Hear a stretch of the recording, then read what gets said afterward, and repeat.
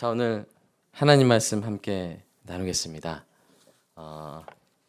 로마서 2장 17절부터 24절입니다. 로마서 2장 17절부터 24절입니다. 종교인의 착각 그리고 신앙인의 확신이라는 제목으로 함께 나누겠습니다. 한 절씩 교독할게요.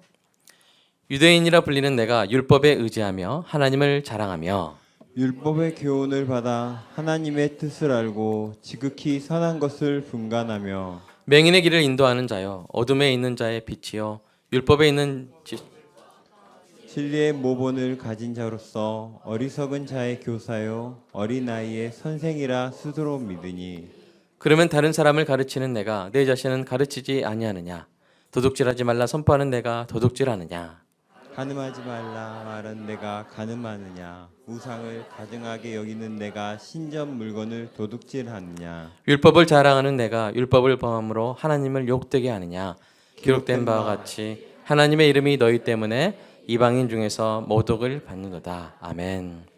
모히또 좀만 더 주시면서 우리 마음밭을 위해서 기도하겠습니다.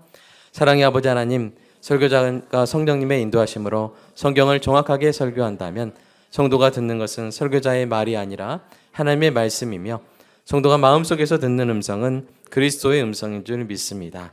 설교 듣는 일에 제일 되는 목표는 내 자아의 욕구를 만족시키는 것이 아니라 하나님께 합당하게 돌려서 하나님을 보고 기뻐하며 하나님께 영광을 돌리는 것임을 고백합니다. 이제 설교를 통해 오늘 나에게 주시는 하나님의 말씀을 받을 때 내 마음이 옥토가 되게 하시고 성령님의 조명하심으로 오해 없이 겸손하게 받아 회개할 것은 회개하고 위로받을 것은 위로받고 배워할 것은 배움으로써 백배의 열매를 맺게 하소서. 예수님의 이름으로 기도합니다. 아멘. 어떤 노숙자가 있었어요. 집이 없었습니다. 그래서 아주 허름한 텐트에 살았는데요. 어느 날 좀 이렇게 부유해 보이는 사람이 와가지고 자신에게 이 저택이 있는데 그 저택에 와서 살라고 말했습니다. 그리고 자신은 그 사람은 해외로 이렇게 출국을 했죠. 집이 없었던 이 사람은 그 큰 저택에서 이제 살게 됐죠. 근데 어떻게 살아야 될까요? 최고급 가구와 최첨단 시설이 있는 그 저택에서 마음 놓고 살 수 있을까요? 아니면 조심스럽게 지내야 할까요? 여러분이라면 어떻게 하시겠습니까?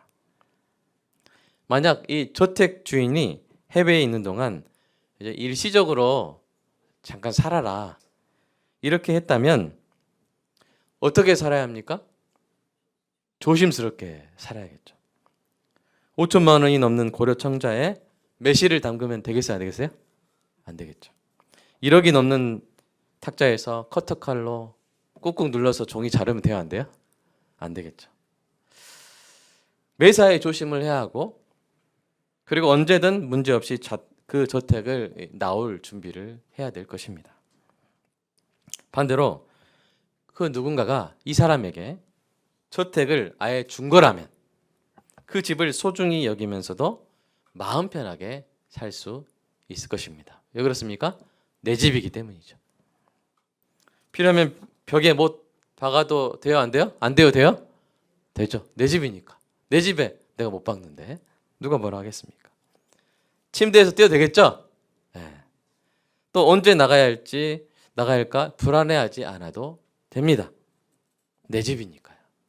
근데 문제는 뭐냐면 착각했을 경우예요. 저택 주인이 저택을 사실은 빌려줬는데 아예 준 것으로 착각하고 마음 놓고 살아버리면 어떤 일이 생기겠습니까? 네. 반대로 저택 주인이 저택을 아예 준 건데 빌려준 거라고 착각하고 늘 불안 가운데 살면 그만큼 손해겠죠. 네. 이렇게 가구 흠집 날까 봐 마당에서 텐트 치고 여전히 노숙을 했는데 3년 동안 노숙을 했단 말이에요. 근데 집주인이 들렀어요. 뭐 하시냐고. 저 흠이 날까 봐 나중에 배상해야 될까 봐 이렇게 살았다 그러면 왜 그러셨어요? 드린 건데.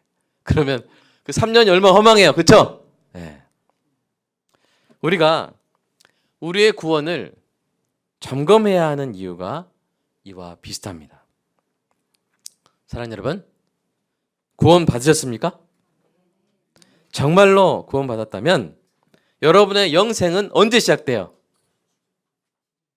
죽으면 시작된다고 우리가 생각할 수 있지만 예수님 말씀에 의하면 사실은 구원을 받은 순간부터 여러분의 영생은 시작된 줄로 믿습니다. 믿으시기 바라요.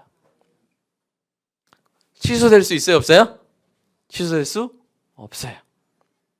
여러분의 것이 된 것입니다.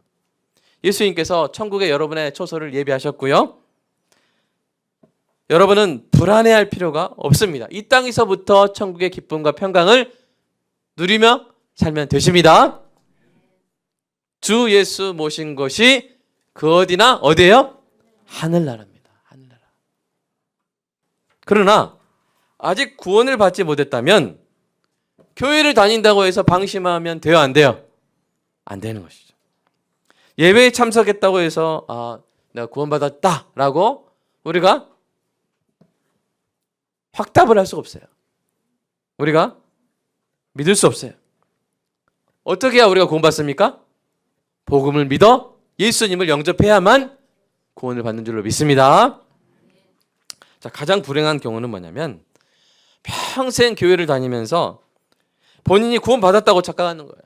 옆에 분이 구원받았고 앞에 분이 구원받았으니까 나도 같이 있으니까 같이 구원받았겠지. 네.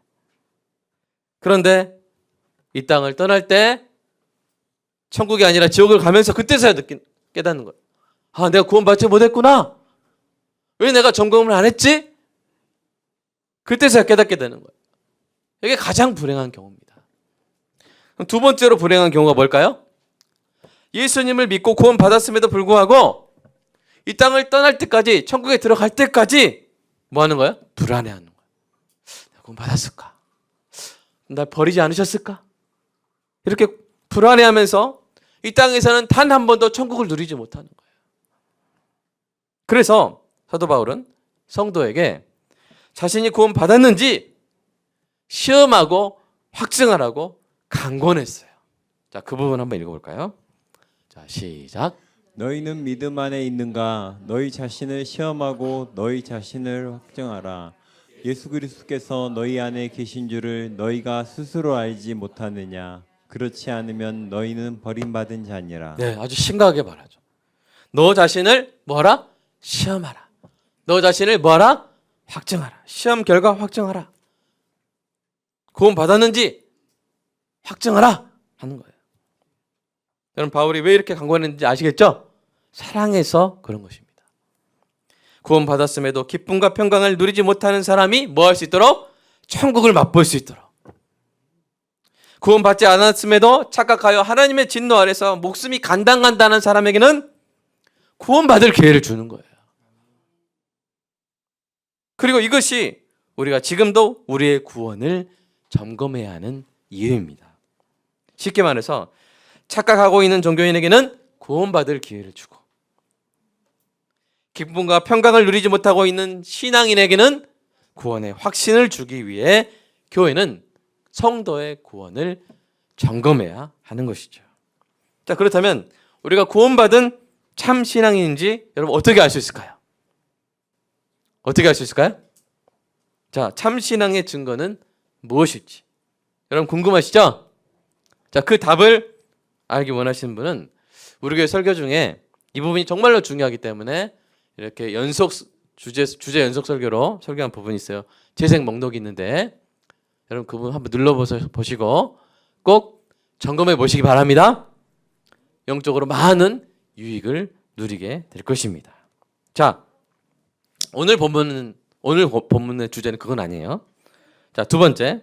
자, 오늘 본문에서 사도 바울이 다루고 있는 것은 여러분 신앙인의 확신입니까? 종교인의 착각입니까? 자, 뭐예요? 종교인의 착각을 다루고 있어요. 그 중에서도 유대인의 착각입니다. 바울은 지금까지 우리 주 예수 그리스도의 복음 외에는 구원받을 길이 없음을 계속 설명하고 있어요. 그러니까 로마서 3장 21절 거기에 가기까지 21절, 22절, 23절 가기까지 계속 소망을 주고 있어요? 절망을 주고 있어요?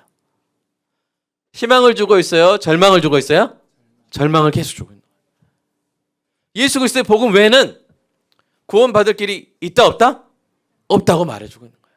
그런데 가짜 희망, 가짜 소망을 갖고 있으면, 끝까지 그 가짜 희망, 가짜 소망을 붙들고 있으면 그 사람은 어떻게 돼요? 나중에 어떻게 돼요? 죽어요. 망해요. 지옥 가요. 그러니까 가짜 희망, 가짜 소망을 끝내주는 거예요. 여러분이 어떤 도로교통부 어떤 중요한 차관으로 어느 지역에 이렇게 이 골짜기가 있는데 거기에 다리를 놓으러 갔어요. 현재 다리가 어떻게 됐냐면 가다가 다리가 무너져 가지고 이제 그 도로로 진입하면 어떻게 돼요? 차가 휘 해서 떨어져 죽겠죠? 지금 그러고 있어요. 막 차들이 가서 막 죽고 있어요. 저 다리로 가면 살 수 있겠지 하면 가고 있는데 다 깨지고 다 죽고 있어요. 근데 여러분이 새로운 튼튼한 다리를 놓으러 거기 왔어요. 전 뭘 먼저 해야 됩니까? 1번 다리를 놓는다. 2번 진입 금지. 그러니까 진입 금지를 놓는다. 자, 뭘 먼저 해야 돼요? 진입 금지를 먼저 놔야 되죠. 그렇죠?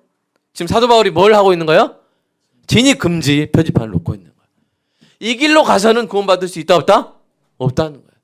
이 착각을 계속 가지고 있어서는 오히려 구원받을 기회를 놓쳐버린다라고 말하고 있는 것입니다. 자, 그 종교인 중에 종교인이 누구예요? 유자로 시작하는 사람인데 유대인이. 이 유대인의 착각을 다루고 있는 것이죠. 자, 여러분 구약에서 하나님이 택하신 백성으로 나오는 이스라엘 자손인 유대인들은 자신들의 구원을 확신했어요. 우리는 구원받는다. 그래서 메시아가 오실 것이라고 생각한 그 예루살렘이 이제 이렇게 언덕이잖아요. 그리고 그 주변에 골짜기죠. 그 맞은편에 예루살렘이 잘 보이는 곳에 돈이 많은 사람들은 자기 무덤을 많이 이렇게 가졌어요. 왜요?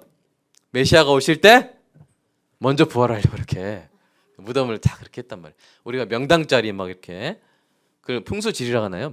배산임수 뭐 그런 거 그렇게 하듯이 그렇게 했단 말이에요.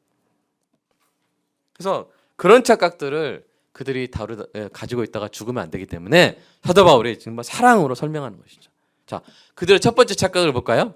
나는 율법을 받았기에 구원받았다. 이렇게 착각하는 거예요. 자, 우리 17절 18절 읽어보겠습니다. 시작.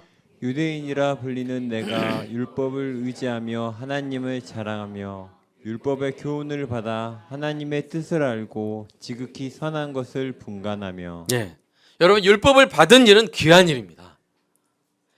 다른 어떤 민족보다 이스라엘이 율법을 받았어요. 유대인이 율법을 시내산에서 받았잖아요. 너무나도 귀한 일이에요. 율법이 귀한 것은 거기에 하나님의 뜻이 있기 때문입니다. 그러나 여러분 율법을 받은 것 자체로 구원받을 수 있어요? 율법을 받은 것 자체로 구원받을 수 있나요? 그럴 수 없다고 우리가 지난 시간에 이미 배웠죠.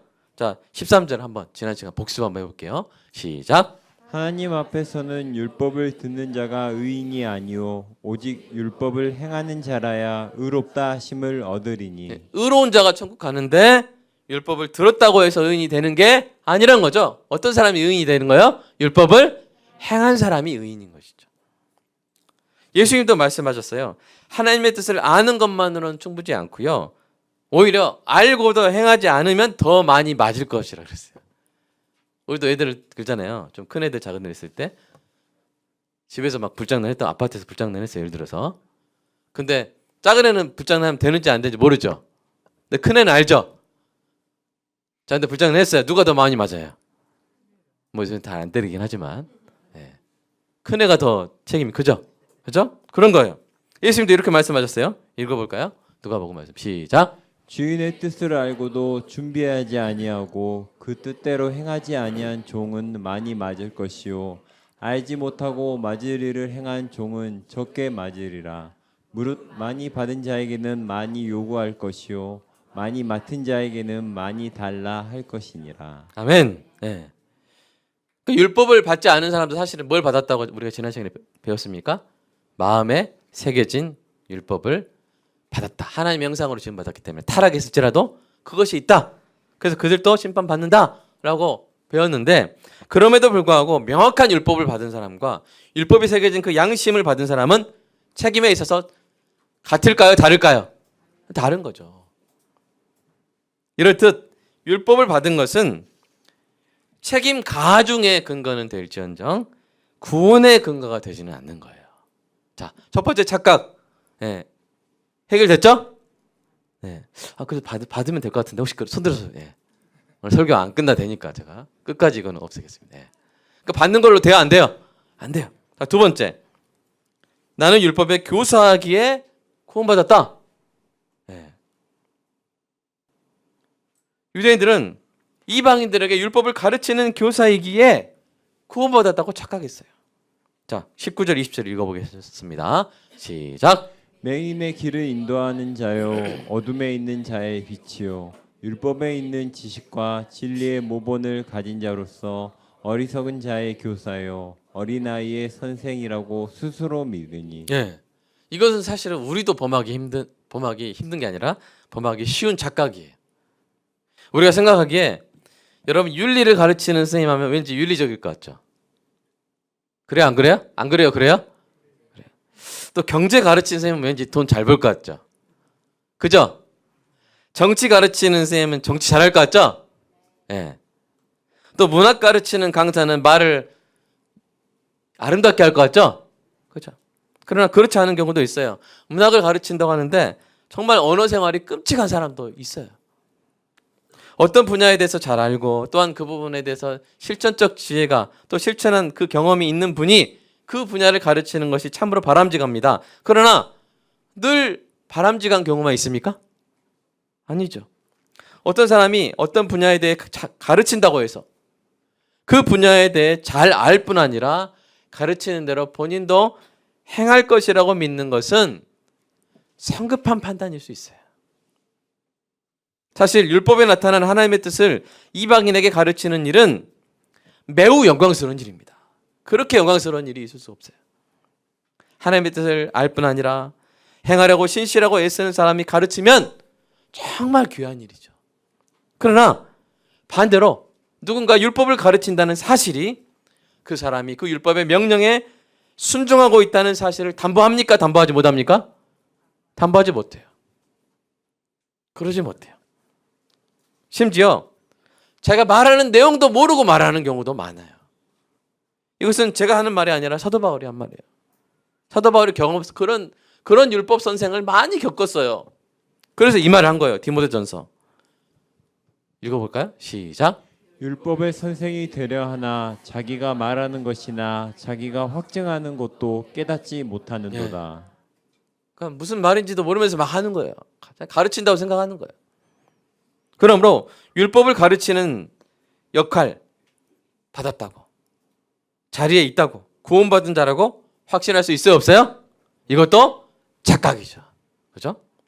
세 번째 착각은 뭐냐면 나는 율법을 지켰기에 구원받았다라고 말하는 거예요. 자, 특히 이 착각은 두 번째 착각하고 연결됩니다. 사도 바울이 그 부분을 통렬하게 지적하는데, 자, 우리 마지막 세 번째 문단 한번 읽어볼게요. 시작. 그러면 다른 사람을 가르치는 내가 내 자신을 가르치지 아니하느냐? 도둑질하지 말라 선포하는 내가 도둑질하느냐? 간음하지 말라 말하는 내가 간음하느냐? 우상을 가증하게 여기는 내가 신전 물건을 도둑질하느냐?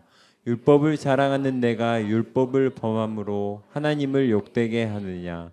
기록된 바와 같이 하나님의 이름이 너희 때문에 이방인 중에서 모독을 받는도다. 네, 우리가 가르치다 보면요, 내가 가르친 대로 살고 있다고 착각할 수 있어요. 저도 마찬가지죠. 저도 이제 늘 성경을 가르치다 보면 난 되게 성경적으로 살고 있구나라고 착각할 수가 있어요. 원래 이게 제대로 알고 가르치면 그런 착각을 하는 게 더 힘들어요. 왜요? 내가 가르칠 준비하면서 뭘 느껴요? 내가 이대로 살고 있지 못하구나 하는 걸 느껴요. 두렵고 떨리는 마음으로 말씀을 전해요. 이게 정상입니다. 그러나 매너리즘에 빠져서 습관적으로 가르치다 보면 뭐 할 수 있어요? 착각할 수 있어요. 착각할 수 있어요. 제가 사랑에 대해서 10시간 동안 설교하면 난 사랑하고 있구나 라고 착각할 수 있어요. 자, 우리가 사랑에 대해서 10시간 동안 가르치고 거기에 맞게 우리가 맞는 행함과 진실함이 있다면 그 10시간 동안 우리가 사랑한 것이 맞아요. 사랑하는 마음으로 한 거예요. 그죠? 가르치는 것도 행하는 거잖아요. 그죠? 그러나 10시간 동안 가르쳤지만 행함이 없어요. 진실함이 없어요. 이론만 가르친 거예요. 그것은 사랑을 실천했다고 할 수 있어요? 없어요? 할 수가 없는 거예요. 그냥 직업적으로 한 거죠. 그런데 유대인들은 그 정도의 고차원적인 착각도 아니었어요. 유대인들은 그런 착각을 한 것도 아니었고요. 그들은 도둑질하지 말라고 10계명 제 몇 계명이 말했습니까? 네. 그죠? 8계명에서 도둑질하지 말라 했는데 그걸 가르치면서도 자신들이 뭐였어요? 도둑질했어요. 그러니까 어떤 돈을 훔치지 않았더라도 사도 바울은 그가 하나님의 영광을 훔쳤다고 말하고 있는 것일 수도 있습니다. 또한 간음하지 말라는 7계명을 가르치면서 자신들은 간음했어요. 이 부분에서도 사도 바울은 예수님처럼 그들이 마음으로 간음한 것도 간음한 것이라고 말하고 있는 것일 수도 있습니다. 또한 우상을 숭배하지 말라는 이 계명을 가르치는 제2계명을 가르치는 그들이 뭘 했어요? 신전의 물건을 도둑질했어요. 여러분 신전에 있는 물건이 뭘까요? 대부분 우상이죠. 무슨 신의 어떤 뭐 제우스 신의 뭐 이런 거나 뭐 또 이게 집에서 쓸 수 있도록 막 하거나 그런 것들이 예술적 가치가 있었고 값이 고가품이었기 때문에 그런 걸 또 횡령하거나 그런 일이 있었다는 것이죠. 한마디로 그들은 율법을 제대로 지키지도 않은 거예요. 가르치는 자들이 율법을 지키지 않은 거예요. 그래서 예수님이 이렇게 말씀하셨습니다. 한번 읽어볼까요? 시작. 그러므로 무엇이든지 그들이 말하는 바는 행하고 지키되 그들 서기관들과 바리새인들이 하는 행위는 본받지 말라. 그들은 말만 하고 행하지 아니하며 또 무거운 짐을 묶어 사람의 어깨에 지우되 자기는 이것을 한 손가락으로도 움직이려 하지 아니하며. 네. 예수님 보시기에 그들은 어떻게 했어요? 말만 하고 행하지 않았어요. 그러므로 율법을 지켜서 구원을 받았다는 생각은 어디서부터 착각이냐면 율법을 지켰다는 거기부터 착각이에요. 그 부분부터 착각이에요. 율법을 지킨 적이 있어요 없어요? 없던 거예요.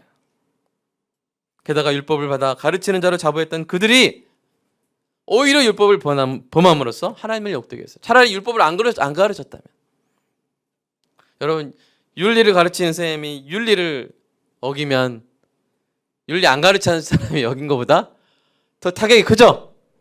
그런 것처럼 하나님의 율법을 가르친다고 자랑했던 사람들이 오히려 율법을 범해버리니까 하나님이 모욕을 받으시는 것이죠. 그러니까 이방인은 어떻게 하나님 모욕했습니까? 자연에 나타난 일반 계시를 거부함으로써 하나님을 모멸했듯이 유대인은 특별 계시인 율법을 범함으로써 하나님의 이름이 모독받게 한 것입니다. 유대인들의 이러한 착각과 언행 불일치는 오늘날 우리에게도 경종을 울립니다. 우리가 말씀 받은 것은 너무나 귀한 일인 줄로 믿습니다. 우리가 말씀을 가르치는 역할을 하는 것도 큰 영광인 줄로 믿습니다. 그러나 그만큼의 뭐가 따라요? 책임이 따르는 것이죠. 책임이 따라요.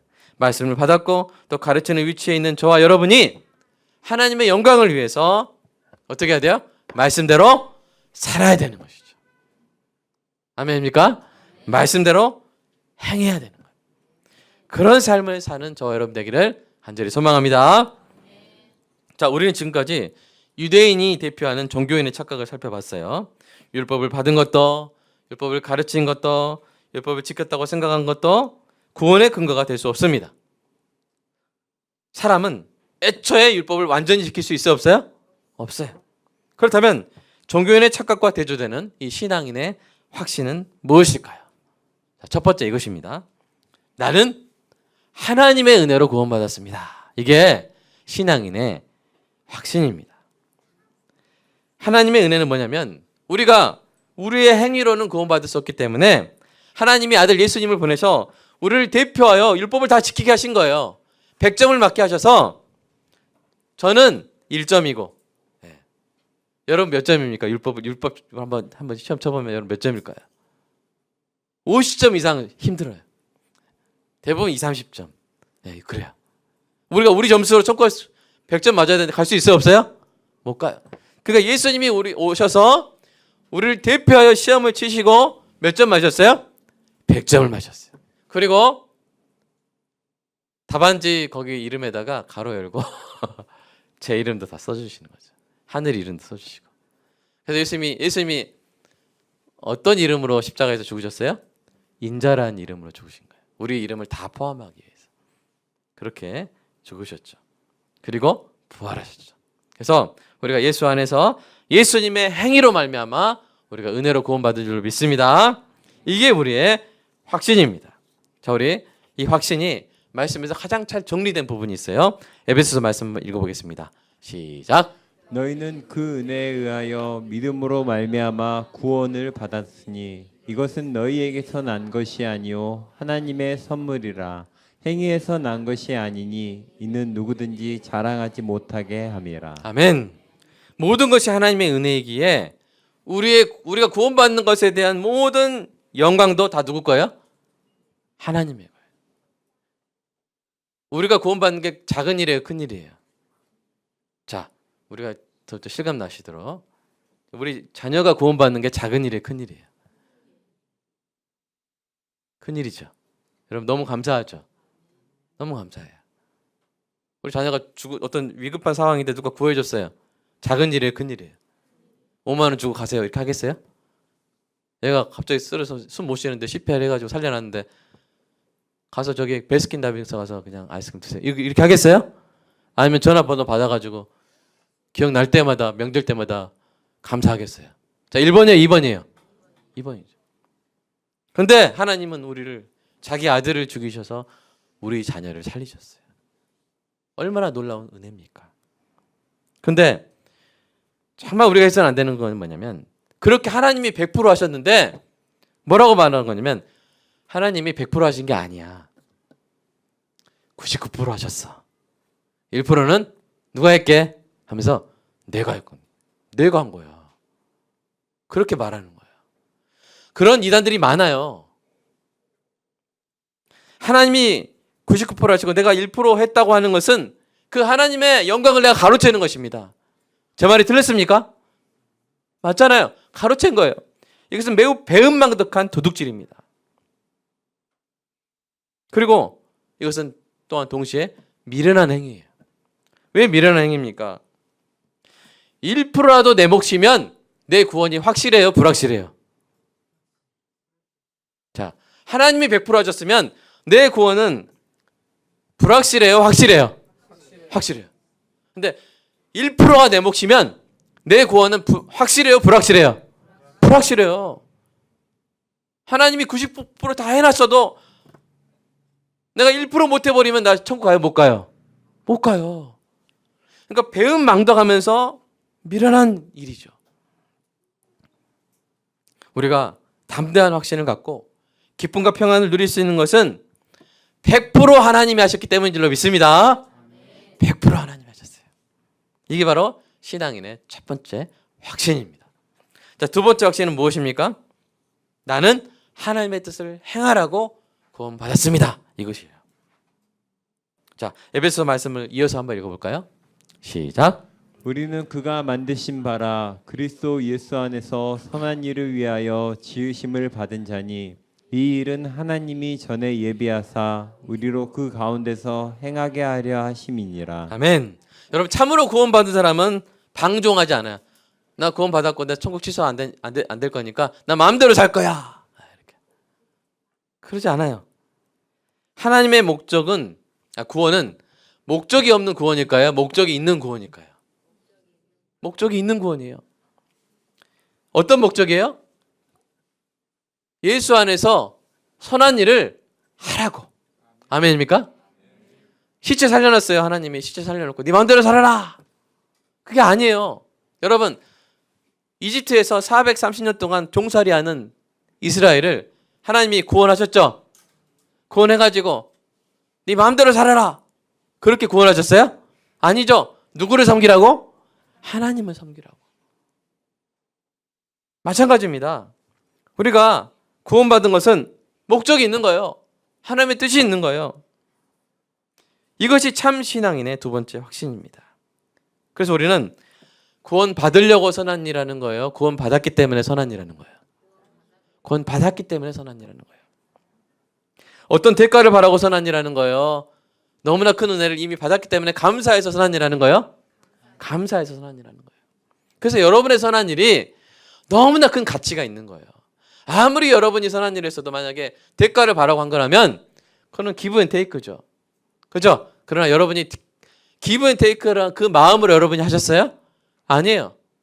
여러분은 그냥 감사해서 순수하게 하신 거예요. 그래서 여러분의 행위가, 여러분의 삶이 그토록 가치가 있는 것입니다. 가치가 있는 거예요.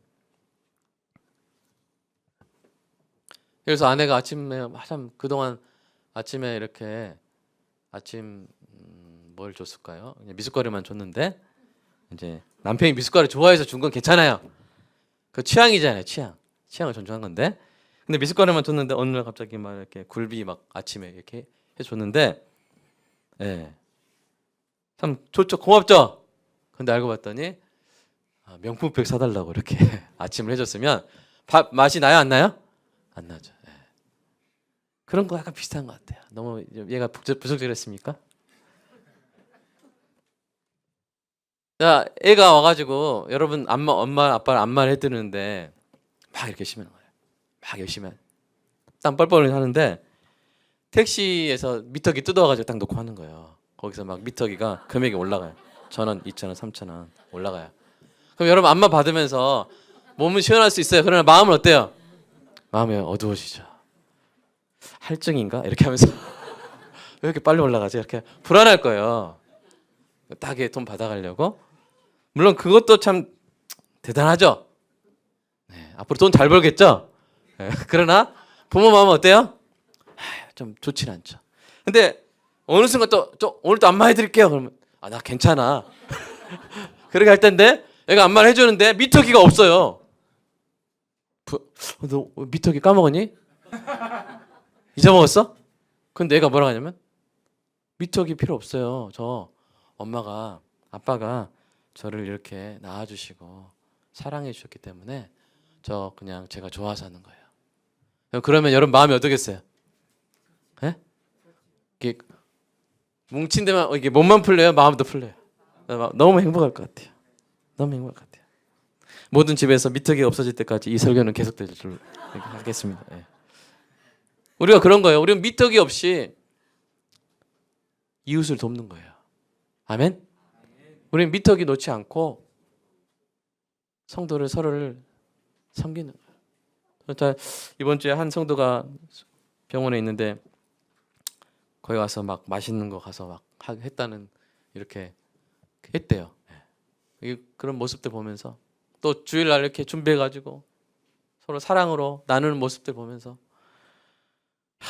미터기가 없는데 근데 참 감사함으로 하는 모습을 보면서 하나님이 얼마나 기뻐하실까. 이것이 바로 신앙인의 확신이요, 신앙인의 삶인 줄로 믿습니다. 이런 확신이 우리에게 있죠?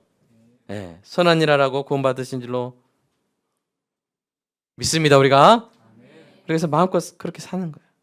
서로 선한 일하고 또 선한 일하는 우리 지체들 서로 격려해주고 박수치고.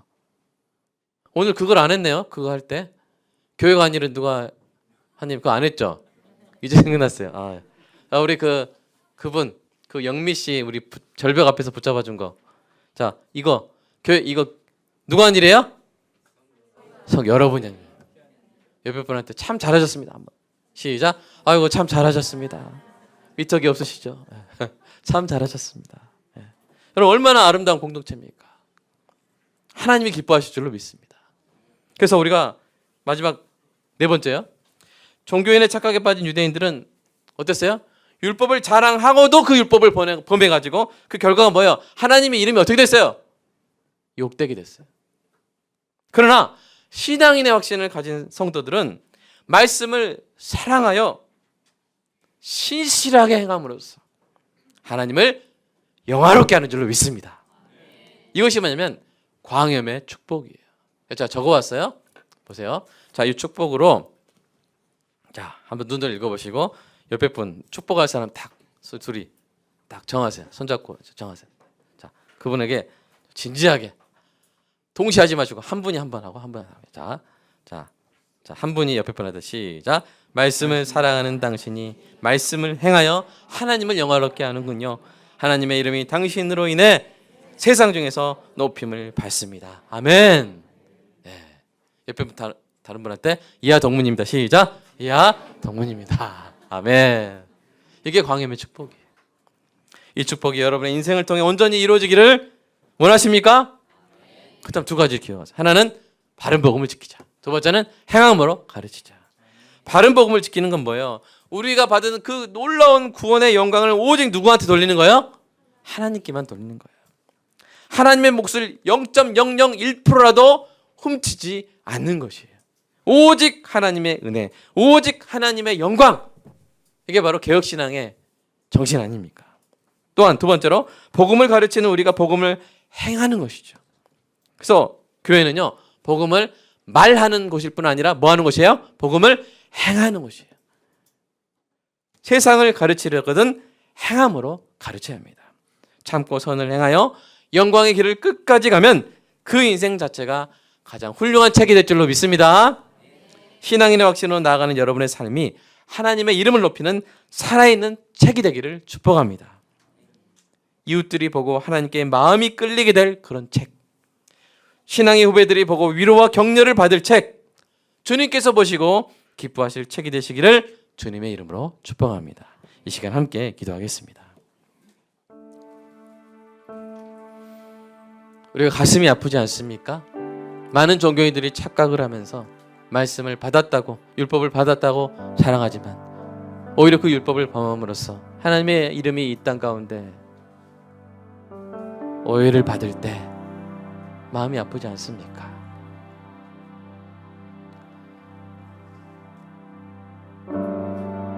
우리는 이제 서로를 축복합니다.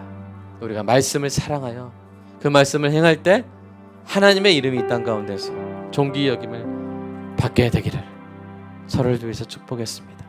그 축복대로 될 줄로 믿습니다. 그리고 그렇게 우리 교회가 계속 그런 아름다운 일을 하게 해달라고, 그리고 하는 가운데 힘들고 어려운 일이 있더라도 우리가 서로 격려하면서 계속 해나갈 수 있도록, 그리고 우리가 하나님을 기쁘시게 하면 반드시 하나님이 우리 교회에 좋은 것 주실 줄로 믿습니다. 좋은 공간도 주시고요, 좋은 또 교육자도 허락해 주시고요, 또 우리 자녀들도 좋은 교육을 받게 될 줄로 믿습니다. 지금은 미비된 부분도 하나님이 주실 줄로 믿습니다. 우리는 그 믿음으로 우리는 오늘 서로에게 한 축복대로 살아갈 수 있게 달라고, 그 축복이 내 삶에 100% 이루어지는 기쁨을 우리에게 주시라고 이 시간 함께 기도하겠습니다. 사랑의 아버지 하나님, 감사합니다. 하나님, 종교인의 착각으로 살아가면 하나님 너무나 위험한 것을 오늘 배웠습니다. 하나님, 내가 율법을 받았다고, 내가 율법을 가르쳤다고, 내가 율법을 지켰다고 착각하며 하나님, 진정으로 구원받을 기회, 오직 예수 그리스도의 공로에 의지하여 하나님의 은혜로 구원받을 기회를 놓쳐버리는 수많은 사람들이 있기에 하나님, 사도 바울이 이렇게 로마서 2장에서 길게 그들에게 사랑의 메시지를 전하고 있는 것을 하나님 봅니다. 그리고 이 메시지가 오늘날에도 너무나 간절히 필요하고 있는 것을 강력히 선포되어야 함을 하나님 느낍니다. 하나님, 착각하지 않게 하여 주시옵소서. 착각하지 않고 깨닫게 하여 주시옵소서. 모든 사람이 죄를 범하였음에 하나님의 영광에 이르지 못함을 알게 하여 주시옵소서. 그래요, 참된 절망을 통해 참된 소망으로 나아가는 수많은 사람들 되게 하여 주시옵소서. 기독교 국가에서 태어났다고 구원받는 것이 아니고, 기독교 가정에서 태어난 사실로만 구원받는 것이 아니고, 하나님, 오직 예수 그리스도를 믿어야만 구원받는 줄로 믿습니다. 나의 행위로 구원받을 수 없고 오직 예수님이 율법을 완전히 지키신 것으로만 그 의를 전가를 받아야만 우리가 구원받는 줄로 믿습니다. 하나님, 더 나아가서 우리에게 참된 확신이 있게 하여 주시옵소서. 나는 하나님이 다 하신 것을 내가 누렸을 뿐이라고, 나의 구원은 오직 100% 하나님의 은혜로 된 것이라고, 하나님 이 올바른 믿음을 언제까지나 지켜나가는 우리 모두가 되게 하여 주시옵소서. 단 1%라도 하나님의 것을 훔치지 말게 하여 주시옵소서. 그리고 모든 것이 하나님이 하셨기에 하나님, 나는 언제나 안전하고 담대한 확신 가운데 기쁨과 평안을 누리는 그런 행복한 신앙생활을 하게 하여 주시옵소서. 주님, 그리고 주님, 우리가 행하게 하여 주시옵소서. 우리는 마음대로 살라고 구원받은 것이 아니라 선한 일을 하라고 구원받았다는 사실 늘 기억하게 하여 주시옵소서. 그래야 우리가 하나님의 기쁨이 되고 성도의 하나님께 영광이 되고 성도에게 기쁨이 되고 이웃에게 감동이 되는 일을 주님 계속하게 하여 주시옵소서. 하나님, 절벽 끝에서 하나님 그렇게 어머니가 한 번만 더 병원에 가시면 하나님 감당이 안 되는 그 상황 가운데 있는 이웃, 주님, 우리가 보낸 100만 원이 놀라운 씨앗이 되어서 하나님 그 가정이 다시 정상적인 아버지 살 수 있는 가정으로 돌아오게 하시고, 하나님 치매에 걸린 어머니를 버리지 아니하고 아버지 그렇게 귀하게 모시고 있는 그런 가정들이 이 땅 가운데 쓰러지지 않게 하여 주시옵소서. 어쩌면 마음부터 쓰러졌을지라도 주님, 오늘 우리가 함께 찬양을 올린 것처럼 주님, 이 땅에 쓰러진 연약한 영혼들 주님 붙들어 주시고, 우리가 그 붙듦의 손이 되어서 많은 이웃들에게 하나님의 붙드시는 손이 되는 아버지 복된 교회 되게 하여 주시옵소서. 그리고 사랑하는 주님, 이렇게 귀한 역할을 하는, 이렇게 존귀한 역할을 하는 우리 착한 성도들 서로서로 붙들어주게 하여 주시옵소서. 서로서로 알아주게 하시고 서로서로 품어주게 하시고 서로서가 붙드시는 하나님의 손이 되는 존귀한 우리 성도들, 정말 행복한 성도들 구원 받았기에 바로 이 자리에서부터 우리 주 예수 그리스도를 모신 이 자리에서부터 천국의 기쁨을 누리는, 평강을 누리는 존귀한 성도들 다 되게 하시고, 교회 가는 선한 일로 말미암아 주님 주실 복이 있다면 그 복에 때문에 주시는 것이 아니라, 그 행위 때문에 주시는 것이 아니라 주님의 그 자유로우신 뜻대로 행위에 따라서 주실 복이 있다면 하나님 사랑하는 우리 자녀들에게 주시고 우리 후손들에게 주사 이 다음 세대의 교회가 앞으로도 신앙이나 확신을 가지고 오직 하나님께 영광을 돌리며 행함으로 가르치는 교회 되게 하여 주시옵소서. 주의 영광을 위하여 그렇게 하여 주시옵소서. 주님 감사합니다.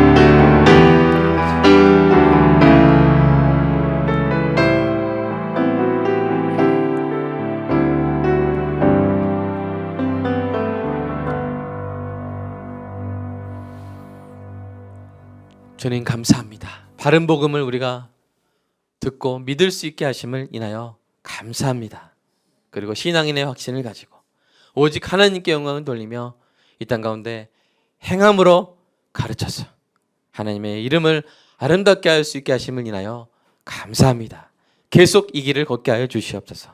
계속 하나님의 칭찬을 쌓는 영광의 길을 걷게 하여 주시옵소서. 그래, 사랑하는 성도의 삶 가운데 그 행위 때문에가 아니라, 대가 관계가 아니라 그 행위에 따라서 하나님이 너무 기쁘셔서 하나님의 그 기뻐하신 뜻으로 부으시는 그 복이 있다면 그 복을 우리 자녀들에게 부으사 우리 다음 세대 교회가 아름답게 세워지게 하여 주시옵소서. 그것이야말로 교회를 세우는 일인 줄로 믿습니다. 교회가 말씀을 받고 사랑하여 말씀을 행하여 하나님의 이름이 높아지고 하나님이 그 행위에 따라서 우리의 자녀들에게 복을 부으시는 것이야말로 하나님 건물을 사고 땅을 사는 것보다 더욱더 능력 있게 교회를 세우는 일인 줄로 믿습니다. 믿음으로 나아가겠사오니 주여 주님의 영광 홀로 받아주시고 우리 대한민국의 다음 세대 교회가 아름답게 세워지게 하여 주시옵소서. 영원히 영광 받아 주시옵소서. 우리 한반도에서 촛대가 옮겨지지 아니하게 하여 주시옵소서. 동방의 촛불로 주님 오실 때까지 동아시아, 동남아시아를 밝히는 아름다운 촛대 되게 하여 주시옵소서. 주님 감사하는 마음으로 11조 감사금 주일금 드렸습니다. 주님 받아주시고 하나님 특별히 병원에 있는 성도와 성도의 어머니 또 아기들 하나님 붙들어 주시고 또 몸이 안 좋아 교회 나오지 못한 귀한 성도 주님 낫게 하셔서 하나님 병이 사랑하는 성도를 괴롭히지 못하게 하여 주시옵소서. 건강히 선한 일을 행할 수 있도록 주님 고쳐 주시옵소서. 예수님의 이름으로 기도드리옵나이다. 아멘.